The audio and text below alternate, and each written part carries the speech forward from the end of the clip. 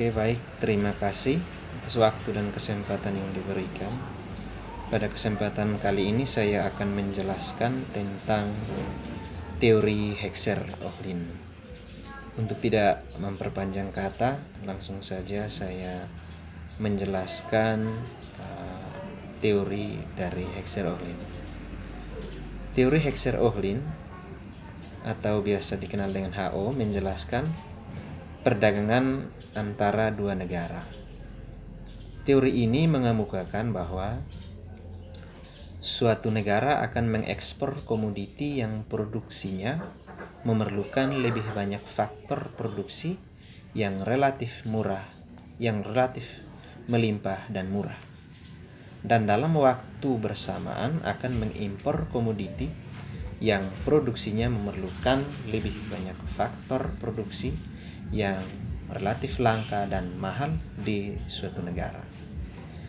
Teori Hexer-Ohlin mempunyai dua definisi konsep kelimpahan faktor produksi, yaitu definisi fisik dan definisi harga faktor produksi.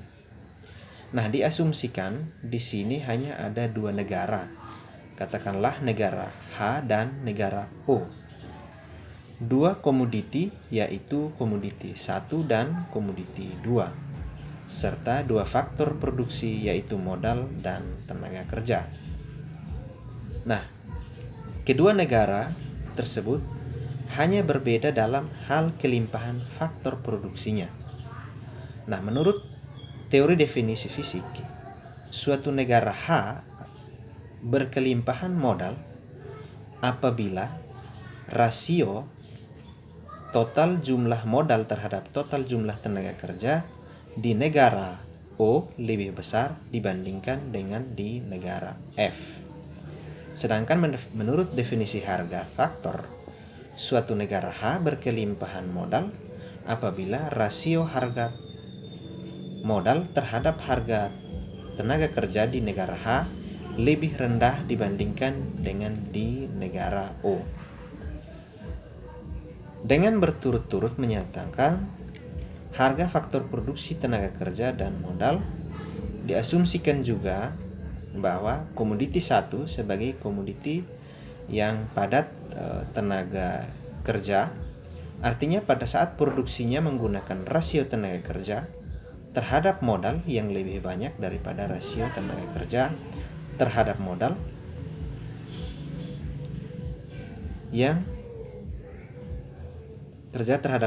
yang lebih banyak daripada rasio tenaga kerja. Sementara komoditi 2 merupakan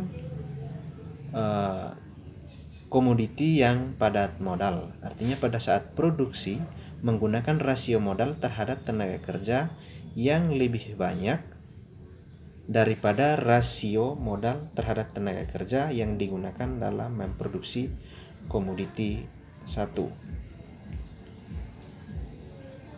Teori HO itu mengemukakan bahwa saat modal akan mengekspor komoditi 2 dan mengimpor komoditi 1.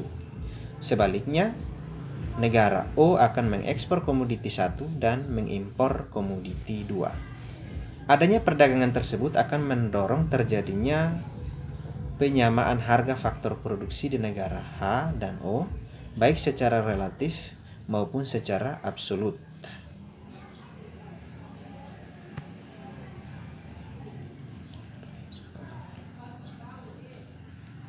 Dalam teori HO, ditelaah sebab-sebab munculnya keunggulan komparatif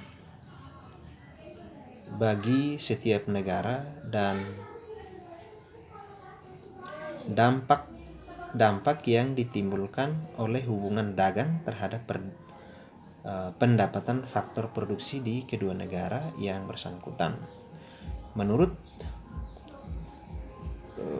HO, perbedaan kelimpahan faktor produksi menjadi penentu keunggulan komparatif bagi masing-masing negara yang selanjutnya akan menjadi landasan berlangsungnya perdagangan. Perdagangan juga dapat berfungsi sebagai pengganti mobilitas faktor produksi internasional dalam menyamakan tingkat harga faktor produksi atau pendapatan faktor produksi baik secara relatif atau absolut di negara yang terlibat dalam hubungan dagang tersebut. Baik, jadi dalam pengertian teori Hexer-Ohlin, bahwa suatu negara itu lebih fokus melakukan kegiatan produksi dengan jumlah kelimpahan faktor produksi. Katakanlah Indonesia memiliki kelimpahan tenaga kerja, maka faktor produksi tenaga kerjalah yang akan digunakan oleh Indonesia untuk melakukan kegiatan produksi, katakanlah produksi kain di Indonesia.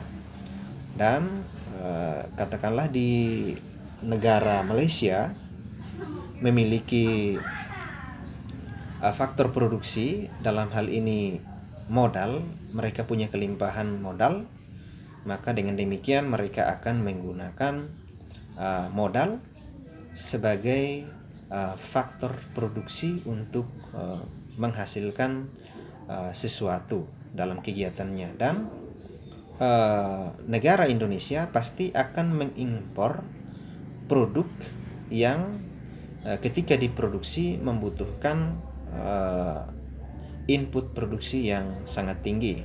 Katakanlah kalau di Indonesia memproduksi kapas dengan biaya yang sangat mahal, sudah jelas ia harus melakukan impor terhadap produk tersebut, katakanlah kapas dari Malaysia, dan Indonesia akan mengekspor katakanlah beras yang dimana kegiatan produksinya menggunakan input tenaga kerja itu murah, maka mereka akan mengekspor beras.